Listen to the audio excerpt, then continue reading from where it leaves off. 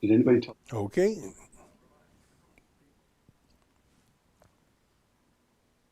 Ezra Levant here at Rebel World Headquarters in Toronto. We did our daily live stream at 12 noon, and we are coming to you with an emergency update. Derek Sloan has been voted out of the Conservative Caucus. And joining me now via Skype from his home is Derek Sloan. Mr. Sloan, welcome back to the program. We spoke to you last during the Conservative leadership campaign. As of now, you are no longer a Conservative MP. Is that true? That is definitely true. As of about an hour ago, I was or even slightly less, I was notified that I am no longer a Conservative MP. Now tell me about the process by which you were terminated. I understand there was a caucus meeting via Zoom. Is that correct? Were you a part of that meeting? How did that meeting go? So I was a part of that meeting, and in that meeting, basically, and I should say up front that procedurally it was entirely fair. I was able to make at as much time as I wanted to make an opening and closing statement, and then in the intervening, others had some time to make comments as well.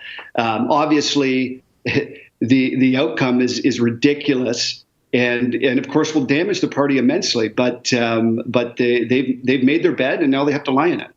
Now, I'm unfamiliar with the process by which an MP can be ejected from a caucus. Were there rules? Was there a prosecutor? Who made the case?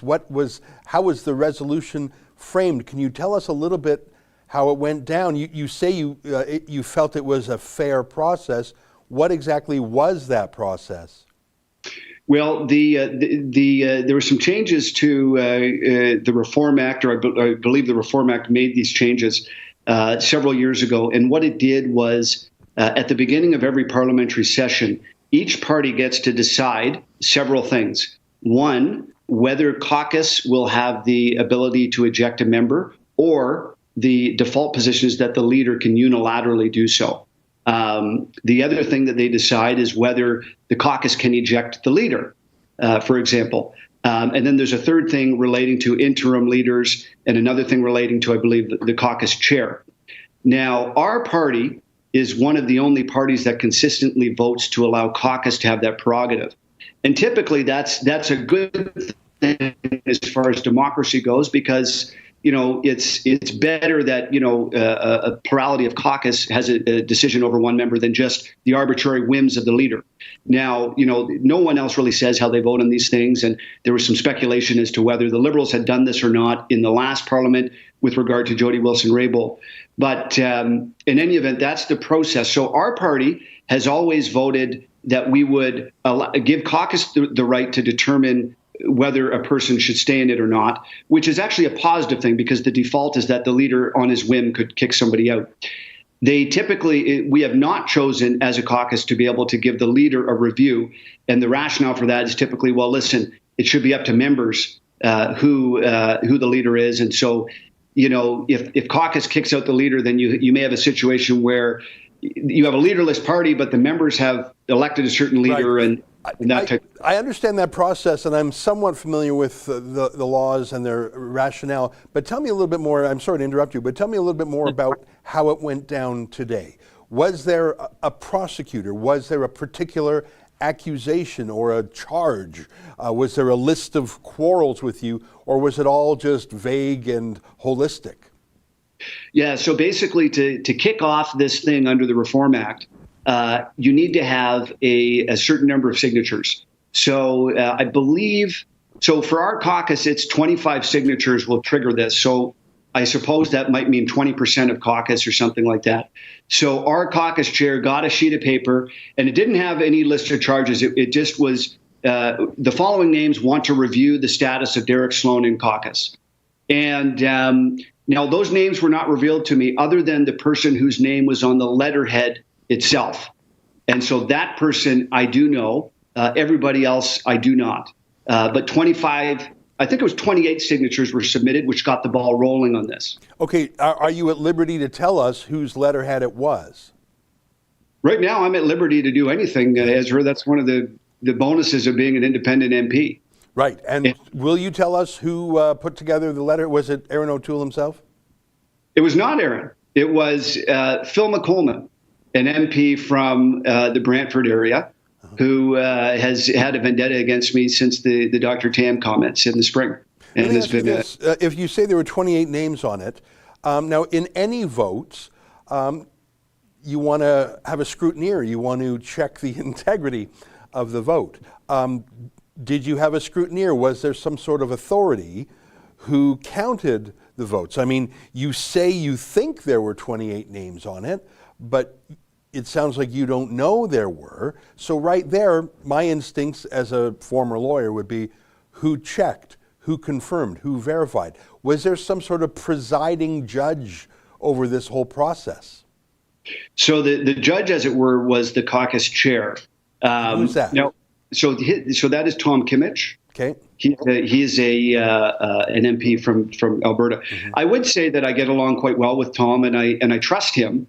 And I don't believe that any foul play occurred in any element of this with respect to process. So you made an opening statement, I think I heard you say, and then various MPs criticized you. Is that correct? Yeah. So both Phil and I were given opening and closing statements. Mm-hmm. The leader was able to talk twice, and everybody else was able to talk once. So in the intervening time between closing and ending, anybody could talk that wanted to for up to 2 minutes. And so, and so the bulk of the comments, many comments were critical. Now, caucus meetings are a weird beast because those who may be in favor of me, may very well have voted in favor of me, but wouldn't necessarily have wanted to make comments publicly for fear of being targeted in the future. So, so it doesn't, just because it was predominantly negative doesn't, necessarily mean that every single person was against me. But the comments, yes, were largely negative. And, the interesting thing is that, the common understanding is that the communications on this have been completely botched. Nobody bought into this donation garbage with the Paul Fromm. It turned into just, we don't really like the way Derek operates. He's always getting us into trouble. He's going to, we're going to lose the next election. To borrow a quote that you may have seen when you watched The Passion a few days ago, is it better that one die for the nation? Or in this case, is it better that one person be sacrificed for the safety of the party rather than that we all suffer? And of course, I don't agree with that logic, but that was essentially what came forward. Now, I think I heard you say we are unaware of the vote count, or do you know how the vote split at the end of the day? I do not know. I know that, again, I trust the process. We use some sort of a company, not Dominion Voting. I was going to ask.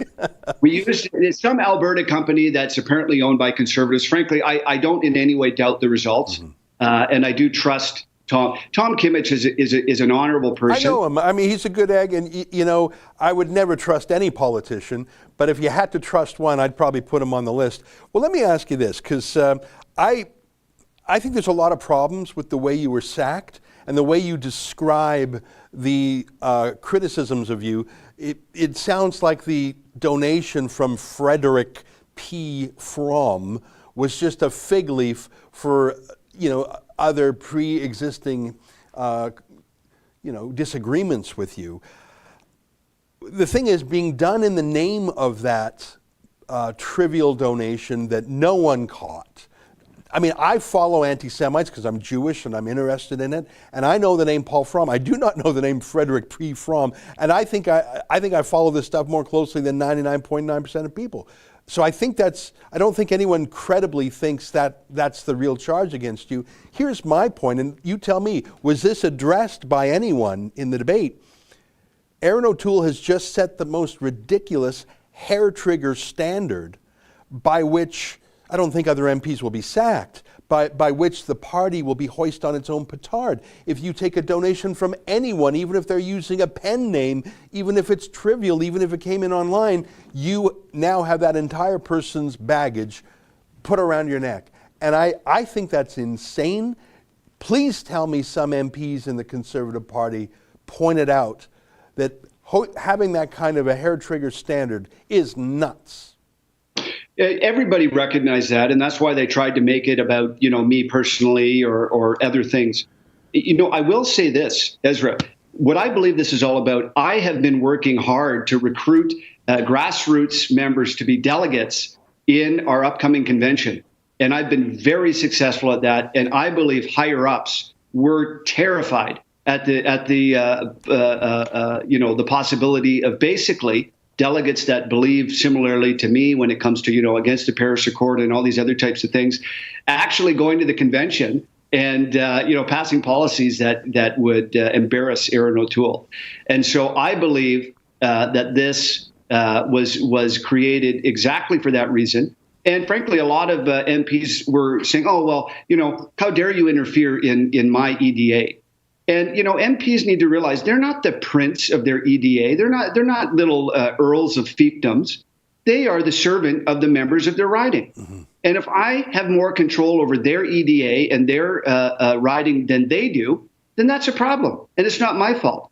And so that is what this is about. It's about the influence that I have. And frankly, listen, this isn't for nefarious purposes. I strongly believe that the principles I stand for are what will make this party strong. And I will fight. I will use my influence, whether it's Facebook or whatever else. So, these people are jealous. They made a foolish error. And they will see the fury rain down. And, it's just beginning. You mentioned, I think you said Phil McColman was the one on whose letterhead the accusation was made. Is that right? That is correct. Okay. I am not well familiar with him. So obviously he was a condemner of you. Are you willing to tell us any names of any other MPs who condemned you or senators or any who stood with you, even if they disagreed with you? I saw online a lot of people who have had policy disagreements with you or even personality disagreements with you saying this is nuts, whatever you think of Derek Sloan. Are you at liberty? Is there any reason why you wouldn't tell us some of the players behind the scenes? And the reason I think it's relevant is because I want to know, as a small c conservative, who believes in cancel culture and who doesn't, who believes in due process and who doesn't. I want to know who has the courage to stand up to Erin O'Toole when he's wrong and who doesn't. That's a real question. And I want to know who's sticking the dagger in your back for what I think is a trumped up charge. I want to say something I haven't heard you say. I'm going to come back to that question, but let me interrupt myself. I have not heard you say something which surprises me. Your wife and your beautiful children, who I've never met, I just see pictures. You know what? Jen is right here. Come here, Jen. Visible minorities. Let me just talk about the elephant in the room. You are married to a woman of color, and your children are the same. And the idea that you would take $130 from some washed up, septuagenarian racist failure as some secret symbolic alliance is so absurd. But you don't mention that. I mean, why didn't you didn't play that card? It's not a conservative card to play. You don't like to mention that your whole family is minorities? Listen, this was so ridiculous. I didn't want to drag them into this, but you're right. I mean, listen, I was joking earlier today. My wife has a West Indian background. I eat more curry at home than I do other types of food. So listen, the idea that I'm, some kind of racist or something is just it's preposterous. And people know that. I mean, my family has been in all kinds of photos that I post publicly. So this was just so absurd. I didn't want to, drag them through the mud and be like, I have a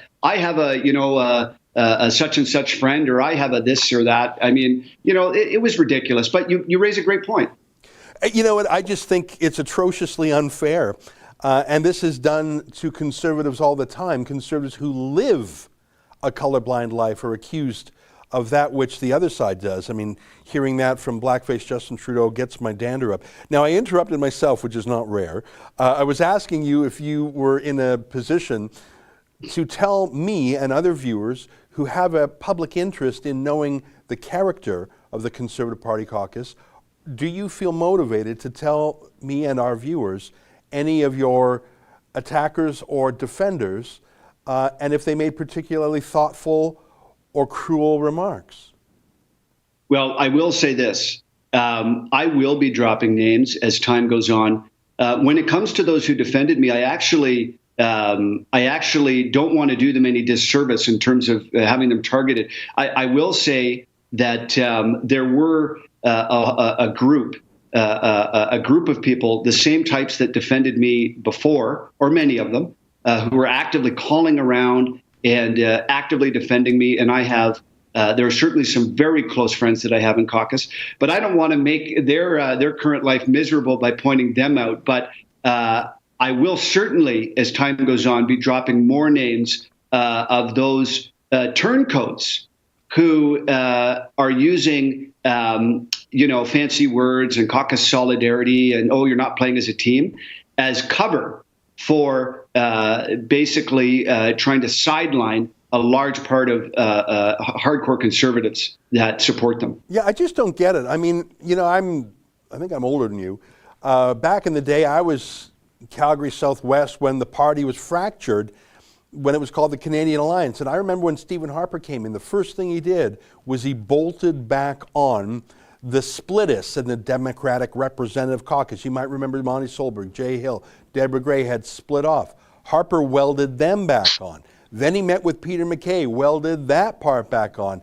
And he spent years adding, not subtracting. I just don't get it. How do you move from minority opposition to majority government by splitting and pushing out? I don't get the math. I don't understand how throwing not just you and your squad and maybe people who affiliate with you, but anyone who hates this splitism and this cancel culturism, how is that going to win things for Erin O'Toole? I don't even get it. Yeah, in all honesty, they think if they sacrifice me, they're going to win some more soccer moms in the 905. That's literally the calculus. And we'll see how wrong they are when this next election happens. Yeah. You know what? I know you probably have a gazillion other calls to take. I'm sure Rosemary Barton is next on your list of people to call if she's not suing you already. Looks like you have a little person there. Yes. Oh, those are cuties. Who do we have there? I'm Fiona. Hi, Fiona. Nice to meet you. And who's on your other side? Who are you? Who are you? Nora. This one is Nora, and this one is Callum. Well, aren't you cute as a button? The three of you, like peas in a pod. Lovely, lovely family, lovely children. Thanks for saying hi, kids. That's perfect. Okay. Hi. What a beautiful family. And you know what? I mean, in these wretched days of ugly, dirty politics, I am absolutely certain, just looking at those cherubic faces, that is solace for any slings and arrows that can be thrown at you in that dirty building called Parliament. I'm sure you come home to those beautiful kids and you really don't even care. That's a fact. That's a fact. Well, listen, beautiful family. I do have one last question, and I'll let you go because it's a very busy day for you. I hope your answer is yes, because I like to be an optimist at the end of the day. Please tell me that there were people in senior positions, senior critics, longtime conservatives, shadow cabinet positions of note. Please tell me that there were people of influence in the party who talked not about your personality or quarrels, and not about this trumped up charge of taking $130 from some anonymous crank. But please tell me there was someone senior in the party who was talking about fighting against cancel culture and deplatforming. Can you give me that? And I'm not asking for a name. I'm just saying, please tell me that there is something conservative left in the Conservative Party. The only people who were fighting for me and who spoke up at all were some rank and file.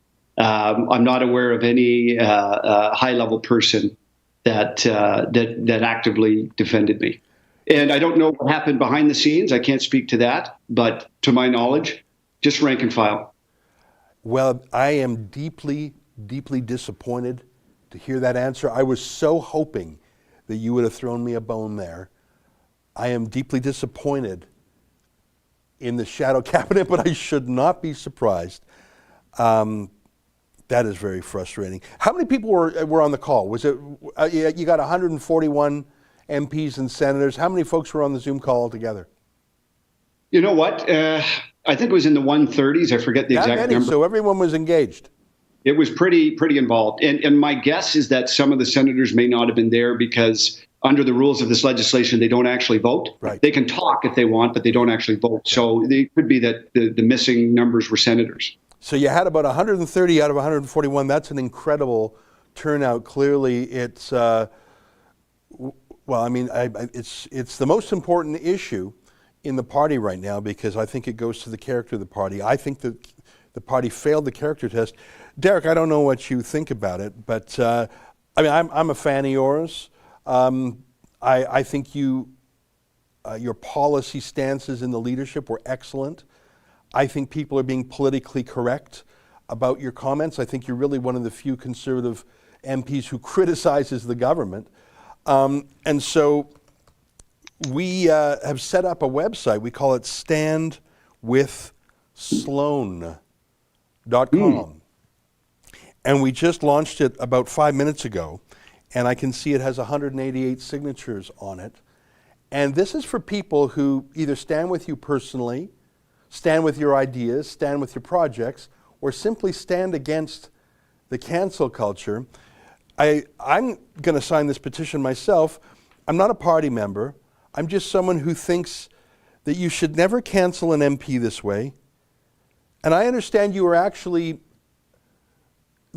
actually ever called by Aaron O'Toole before he announced he was going to seek your termination. Is that true? Yep, not before and not after. Aaron O'Toole had still not contacted you other than his general remarks on the Zoom call today. That's correct. You know, firing people is an unfortunate job that every boss has to do. And I think it's a sign of someone's character to at least call someone, if not look at them in the eyes when you fire them. Has he sent you an email or a text? I've had no communication with him at all before this event or through and or after. I am very disappointed in that answer. If you're firing a man for good reasons or for bad, you look him in the eye and you tell him, and maybe you listen to what he says in reply. I'm deeply disappointed in that answer, but again, I'm not surprised. If you stand with Sloan, go to standwithsloan.com. I see we're now up to 244 signatures. Derek, thanks for being here today. Thank you for showing us your beautiful family. I know that you'll be fine because you've got them. And I don't know what the future will hold for you. The future for independent candidates in Canada is lean. But perhaps there are other important jobs for you left to do. I don't know if you have any thoughts of what you'll do next right now, or if you're going to think about it for a while.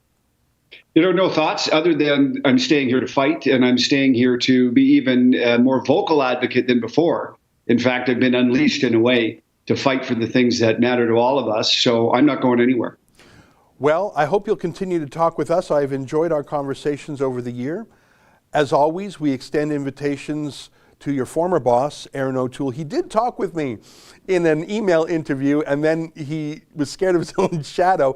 In a strange way, I think that may have been a snowflake that turned into an avalanche. For 10 days, the party's been devouring itself, and it has not been a pretty sight. I think he should have a little more courage, but I don't think you can get a courage transplant at his age.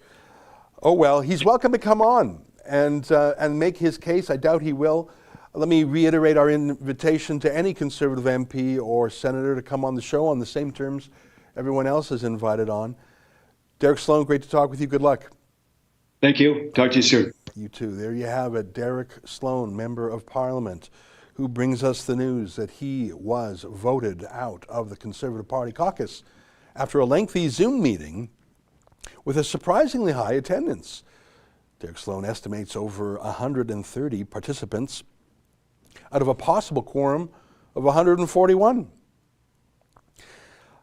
He says that there were people who spoke in his favor, and there were those who spoke against. He declines to name those who spoke in his favor for fear that that will embarrass them and cause them to be punished by Aaron O'Toole. I think that's probably accurate. The one question I asked that I was so hoping would be answered differently was when I asked Derek Sloan if any members of the shadow cabinet, that is any critics or any people in high stations spoke in his defense. His answer on that was categorical, that they did not. I'm not as trusting as Derek Sloan is when he says he was fine not knowing the vote count, when he says he was fine not having a scrutineer, when he says he trusted that indeed there were 28 names of his calumniators on that letter. I wouldn't be so trusting. I know Thomas Kmiec. I don't know how to say his name. K-M-I-E-C, Kmiec. I don't know him well, obviously.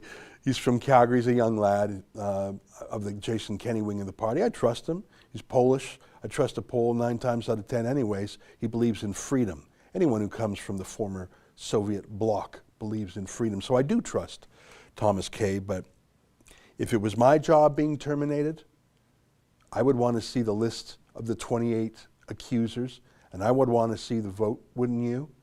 And the fact that it was a vote counting software, that makes me more wobbly. But you heard Derek Sloan. He himself does not dispute the process or the result. All right. And that's that. I'm going to read a few super chats and then I'm going to go because it's a busy day today. Just to read them quick, Martin and Sable, most of my friends voted Sloan. His leader, Joe Aaron, is scared of CBC. He can just shut off by cutting billions in free funding, but thinks Putin or North Korea be ever scared of him. And Martin again, PC has not had leaders since Harper departed. You know, there's some truth there. And Martin again, Sloan would have least chance becoming Prime Minister. Aaron will be even more embarrassing to PCs than Scheer. I did not think that was possible, but I'm starting to agree with you. And finally, Bill Howie says, I had only Lewis and Sloan on my ballot. Any comments from Lewis on this? She's not a member of the caucus, right? A caucus is a elected MP or a senator. So she was not in the meeting today. I haven't checked her Twitter account. Do you want to just call up her Twitter account there?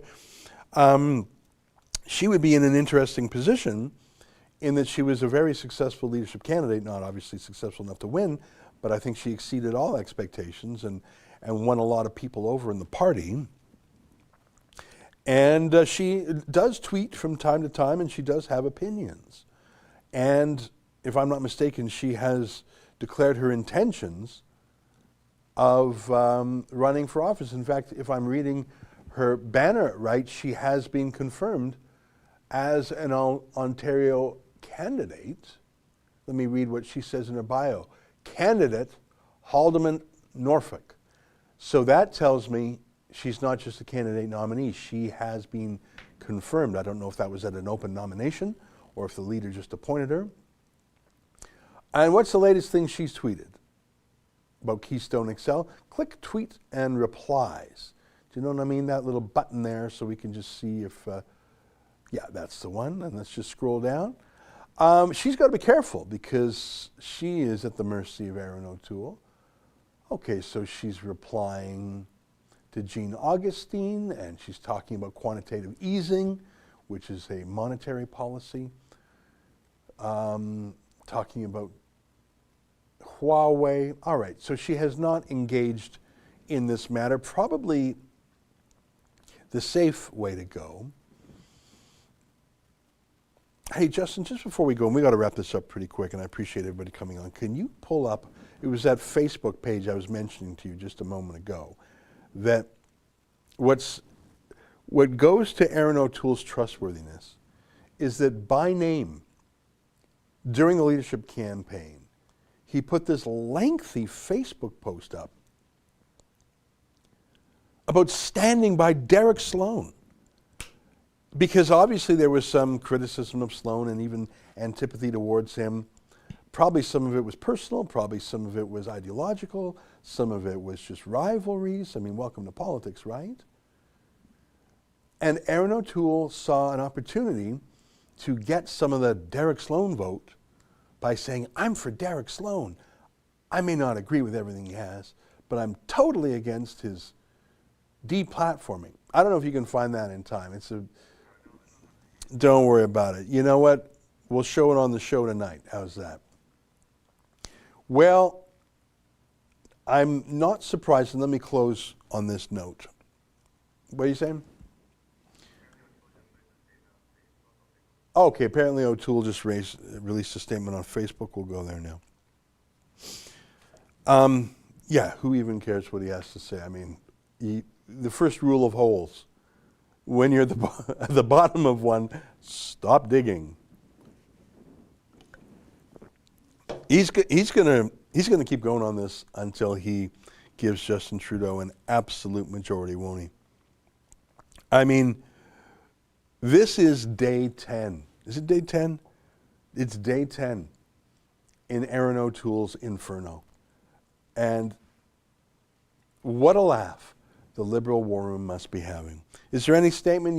You know, let me check my email. I'm on his email. Oh, there you go. Can you pump that up for my old eyes? I want all Canadians. Oh, I think you clicked new message. Are you going to send Aaron O'Toole a message? So we don't need to pump it up that much. I can read it. It's just, you know, I got to get new lenses. I want all Canadians to feel welcome. Oh, can you pull it back up? We'll get it back up. I'll read it. I'll read it when it comes back up. He wants all Canadians to feel welcome. Didn't you just kick someone out? You want all Canadians to feel welcome except Derek Sloan. I want all Canadians to feel welcome in the Conservative Party of Canada except Derek Sloan. Can you screw up a tiny bit? Yeah. The focus of Canada's Conservatives is getting as many people back to work in every part of Canada, in every sector, as quickly as possible. Well, I don't believe that because I haven't heard a word from O'Toole against the lockdown. The Conservative Caucus voted to remove Derek Sloan not because of one specific event, but because of a pattern of destructive behavior involving multiple incidents and disrespect towards the Conservative team for over a year. These actions have been a consistent distraction from our efforts to grow the party and focus on the work we need to do. Events of the past week were simply the last straw and led to our caucus making the decision it did today. Yeah, I don't quite think that's true. I think it's because by holding this vote, the caucus was given a terrible choice. Fire Derek Sloan over a fig leaf, trivial, trumped-up stitch-up, or rebuke the leader. See, that's the thing. If you're a Conservative MP and you think Derek Sloan really didn't do anything wrong, but you vote for him, and if Derek Sloan is not ejected, that's a vote of no confidence in Aaron O'Toole that he can't recover from. So Aaron O'Toole was basically saying, you choose. Sloan's out or I'm out. And I think most Conservatives thought, well, we don't have time for another leadership. There's no one else in the wings. This is outrageous, unfair. It's an embrace of cancel culture. It's a media inferno, but I guess let's not go one level lower. I think that's what happened. Put it back up. Let me read the rest. I did not vote to remove Derek Sloan from our caucus because he's a social conservative. Oh, stop lying, Aaron O'Toole. Good Lord. We have members of Parliament of deep compassion and unmatched character who, like many Canadians, draw strength from their faith. The Conservative Party is a big tent that is reflective of all Canadians. No, it's not. People of all backgrounds have a place in our party. Clearly not. This is the second guy that Aaron O'Toole has driven out. The first was a rival named Jim Karahalios, who O'Toole got mau-mau'd out of the party leadership last year. So this is the second rival. I don't think Aaron O'Toole's good at building a team. As politicians in Canada, we must hold ourselves to the highest standards. Canadians deserve nothing less. We are ready to do whatever it takes to get Canada working again. You're just saying that, but you haven't come out against the lockdown. You haven't come out against the censorship that Trudeau is cooking up. You haven't really made a mark on any of the issues of the day. No one can name your critics because they're silent as well. I think Aaron O'Toole really thinks the election is just going to fall into his lap. Is he ever going to get a wake-up call? In the next election, Canadians will ask themselves, who do I trust to create jobs and get the economy back on track? Yeah, I don't think that's the ballot question. I think we're in the middle of a pandemic that has been turned into a lockdown, that has been turned into a de-democratization of the country, permanent state of emergency, the diminution of the media and Parliament itself, the consolidation of power in the hands of the Prime Minister, shocking levels of debt, increased taxes, an abuse of the West, including Alberta. I don't think it's who do I trust to create jobs and get the economy back on track. I think that the Conservative Party message track would have been really, really fresh in 2008 or 2011. It's almost like Erin O'Toole doesn't know about the crisis of our era. Our party is working hard to earn the trust of Canadians. My God, it's like they put this through a conservative message kaleidoscope. Canada's Conservatives got us out of the last recession, and I know we can lead Canada out of this one too. Let's get back to work. It's just mush. It's just vanilla mush. Do you even remember anything other than he says, everyone's welcome, including social conservatives, and we're getting back to work? Just none of that is true or credible. I don't know. I just think Erin O'Toole is a really weak leader. I think he set a terrible precedent that the war rooms of the Liberal Party and the media party are going heavy duty now, searching through. Here's what they're going to do. They're going to go and dig up the names of obscure haters, bad people, whatever, I don't know. And then they're going to go to the Elections Canada donations website, and they're going to find 100 names of bad people. Some of them really will be bad. Some will only be bad because the Liberals don't like them. And they're going to drop, drip, drip, drip, one a day. The narrative is impossible to break because it's been approved by O'Toole. They'll save some really big bombshell names. And again, my point is, if someone makes a donation to you, especially under a pen name, online, trivial donation, it's not even a thing. You don't even talk about it. But Erin O'Toole has just said, no, that's a thing. That's a thing. That was the reason Erin O'Toole gave for firing. In fact, you know what? I just read a deceiving letter from Erin O'Toole, didn't I? Can you go and find his tweet from Monday? Because you can see that tweet on Monday by Erin O'Toole must have blown up in his face so badly that he's completely changed his alibi in 48 hours. 2 days ago, Erin O'Toole was saying, this is gross negligence, this is beyond incompetence and gross bad judgment. Like, he was using some really big words. And we've got to get him out, and I want him fired. So you can see that must have had such a disastrous reaction from anyone actually conservative that in the course of 48 hours, Erin O'Toole totally changed his rationale. Do you have that? Here we go. The Honourable Erin O'Toole, leader of Canada's Conservatives and the official opposition, today released the following statement. Derek Sloan's acceptance of a donation from a well-known white supremacist. Okay, let me stop right there. There's two lies and we're only in the first line. Derek Sloan didn't accept the donation. Derek Sloan and the Conservative Party of Canada did through their website and their receipting process, of which 10% went to the party. From a well-known white supremacist. Did you know who Frederick P. Fromm was? Well-known. Don't lie. It's far worse than a gross error of judgment, but there was no judgment applied.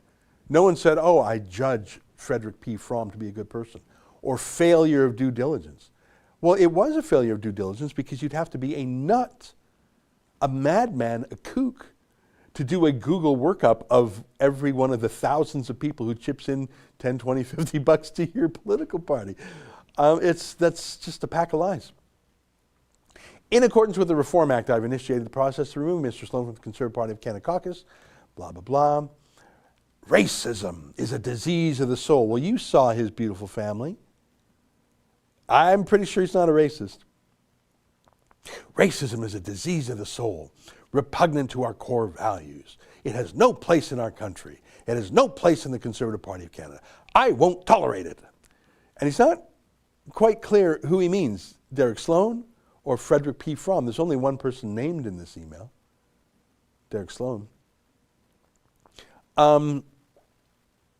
So the only issue mentioned there was racism, well-known racist, don't lie, and that Derek Sloan didn't do enough due diligence on his thousands of donations.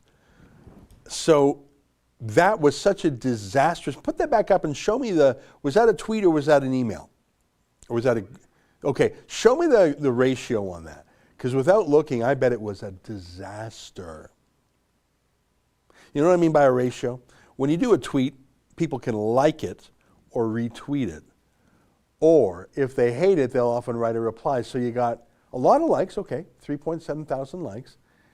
And you know, you can't actually get the reply count here because of the way you're viewing it. Can you click Aaron O'Toole, his name itself?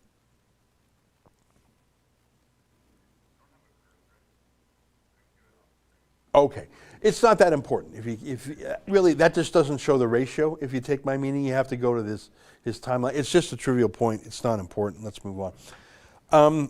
Yeah, so you can see, I don't need to talk to you about a Twitter ratio. That's trivia. You can see that in 48 hours, Aaron O'Toole went from, you racist, cancel culture, you racist, to, hey guys, this totally wasn't about cancel culture, totally wasn't about racism. It's about a bunch of things that I'm not really going to particularize here, but trust me, because no one's more trustworthy than Aaron O'Toole. So when I said that this man with a visible minority wife and kids is a racist, I didn't mean it. What I meant was, he's been a lot to handle. Oh my God. So this is going to be a big story in Canadian papers tomorrow. But do you think it's over? Because you saw Derek Sloan. He's going to keep organizing within the party. He doesn't really have his plan B yet, but he doesn't sound like he's done and going to retire. And of course, he is still an MP until the next election. I don't know if he's going to run as an independent. That's tough to do. But what was the word he said? And let's do about 10 social cuts. Can you get Yankee or Sid to do a bunch of social cuts? I think one good one is, I've been unleashed. I think that's what he said, right? Ha ho ho! He's been unleashed. Now, he said he's not going to tattle on his friends because that'll hurt him. But I'm sure he recalls those who put the knife in, those who betrayed him. And the reason I want to know that is not because, well, if you're an enemy of Derek Sloan, you're an enemy of mine. No, no, no. If you're a Conservative MP, especially a shadow critic, shadow cabinet minister, critic, official critic, and you say in public, I'm against cancel culture, I'm for a big tent that includes social concern. If you say that in public, but when you're in private, that's actually a lie, and you actually are for cancel culture, and the things that really bug you about Derek Sloan as he talks about Christian stuff, I want to know. I want to know, not because you're a liberal. I mean, it is good to know the liberals, the red Tories. It's good to know. But I really want to know the hypocrites. Because, listen, Michael Chong's a liberal. We all know that. Frankly, I never heard of this Phil McCollman before, but maybe I'm just out of touch. I don't care. I mean, Michael Chong's kind of Michael Chong. This, you know, he does his left-wing thing. But if there is a conservative, and I mean like a conservative, in the Conservative Party who talks about free speech and free votes and don't whip the caucus and I'm against cancel culture and yeah, I like that Jordan Peterson and yeah, I want to know if that person's a hypocrite. Because I want to know if they're a liar when they say those things. And I want to know if we can trust them. And the crazy thing is this entire inferno was chosen by Aaron O'Toole. He chose this. What a weirdo. I'm going to whip through some super chats, and I got to go because it's late and I got to get my show done for tonight. Justin Beaver, $5. Aaron just released a statement on this matter on Facebook. Thank you, I read it. Matt B. 300, I do not trust any of them. My ballot this time around will go as refused to vote. Not a single one of them deserved to run this country. Yeah, that's the thing. I don't expect conservatives are going to vote for Trudeau.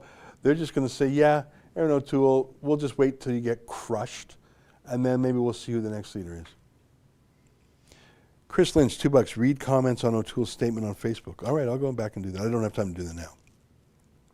Roy Ellsworth, $5. They attacked Eric Sloan for racism, yet Trudeau runs around with blackface. Well, that's the good racism. Cindy McSeven, let's trend Aaron resign. He is worse than Trudeau, who is an idiot. I know I'm about to say something insane. I would rather have Aaron O'Toole as Prime Minister than Justin Trudeau. Even though Aaron O'Toole is a deceiver, a liar, two-faced, untrustworthy, cancel culture, anti-Christian bigot, yes, I still think he's not as bad as Justin Trudeau. And that's how low we are, folks. I think that Aaron O'Toole will lie to your face. I think he'll say, I'm for Derek Sloan. He'll put up cool memes about how he's against cancel culture. He'll claim he's for social conservatives. And I think Aaron O'Toole is a goddamn liar. But I think that's still a level above Trudeau. The question is, will millions of Canadian conservatives who are coming to see Aaron O'Toole as really the Patrick Brown of the federal conservatives? And it's probably not a coincidence that Aaron O'Toole's campaign chairman, Waleed Solomon, also was Patrick Brown's campaign chairman. So lying to conservatives to get their vote and then abandoning them, sociopathic lies, absolute cancel culture. Maybe that's a Waleed Solomon thing. I don't know. Maybe it's in the blood of all politicians, but I don't think you can trust Aaron O'Toole. And you show that again and again to a few million conservative voters. Maybe 5% of them say, yeah, you know what? You go vote. I'm too busy. I'm too busy watching the new Netflix series. I'm too busy washing my hair. So you demoralize 5%, 10% of the base. And I put it to you that the social conservatives and the anti-cancel culture part of the coalition is bigger than 10%. And let me ask you the most obvious question. Do you think a single lefty, a single liberal, a single New Democrat, a single Bloc Québécois will say, oh, I'm so impressed with the way the Conservative Party is setting itself on fire. I'm so impressed with their circular fire squad. I'm so impressed with the way the Conservatives have taken 10 days running to talk about themselves and be omphaloskeptics, look it up, than to actually hold the Liberal Party to account. No, I don't think so. So you're demoralizing your base, you're demotivating them, and I swear you have not won a single new vote. And any liberals or lefties who say, good boy to Aaron O'Toole, well, it was just yesterday that Justin Trudeau said, I'm very pleased with Mr. O'Toole. When Justin Trudeau says he's pleased with you, that's a sign you're doing it wrong. And do you think, for example, that Justin Trudeau is now going to vote for Aaron O'Toole? I don't think I've seen such an incompetent political leader since Patrick Brown. And that didn't end very well. All right, my friends, got to go. I think there's one more super chat. A couple more. Let me just bang them out. Incognito Anonymous, $5. The Conservative Party of Canada quit being conservative when they added progressive, and 2, when they added Brian Mulroney. Well, listen, Brian Mulroney was gone 28 years ago, 27 years ago. I think that the party has transformed itself several times since then. I think it was fairly conservative under Stephen Harper, for example. Alex David Duke, hey Alex, how you doing? You should have supported Leslie Lewis, sorry. Well, I want to tell you, I like Leslie Lewis, and she, I think, did 2 interviews with us. In fact, I think her very first interview was with us. I am a fan of hers. And she did surprisingly well. Surprising to the establishment. I don't know, maybe, I don't know if I was surprised by it. I was pleased by it. But, you know, the reality is, Leslie Lewis, black immigrant woman, Derek Sloan, man married to visible minority woman with visible minority kids. That's the reality of the Conservative Party. But any loser like Aaron O'Toole, who just won't shut up about all these woke, intersectional, race this, transgender that, deserves this kind of media treatment. You know, you don't see Leslie Lewis walking around saying, I swear I'm not anti-black, I swear I'm not anti-black, because only a crazy person would do that. Aaron O'Toole should shut up about the liberal talking points and how about do a little bit of opposing the government. Alas, he won't have the chance to do that now because he has redefined the ballot question. And no, it's not going to be who's going to get Canadians working again, because he lacks the courage to criticize the lockdowns. It's going to be, so is Aaron O'Toole a racist or is he not? That's not a winning ballot question. I'm afraid, my friends, we're going to have a Justin Trudeau majority government, and I blame Aaron O'Toole. All right, that's the show for today. I'll be back in 3 hours with my nightly show. We'll obviously talk about this, and we'll talk about the inauguration today. Joe Biden's speech. Will interview Joel Pollack, Senior Editor-at-Large at Breitbart.com. Until then, on behalf of all of us here, oh, before I go, give me a snapshot. How are we doing at StanWithSloan.com? How's that looking? What's the count on Stand with Sloan? 884. Can you put that on the screen? Are you on a different computer there? It's just, okay, well, I'll just tell you, I'm looking at it right now. We started this 45 minutes ago. We had nothing. And now we got 884 signatures.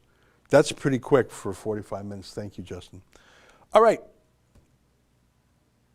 On behalf of all of us here at Rebel World Headquarters, to you at home, until tonight at 8 p.m., good night. And keep fighting for freedom.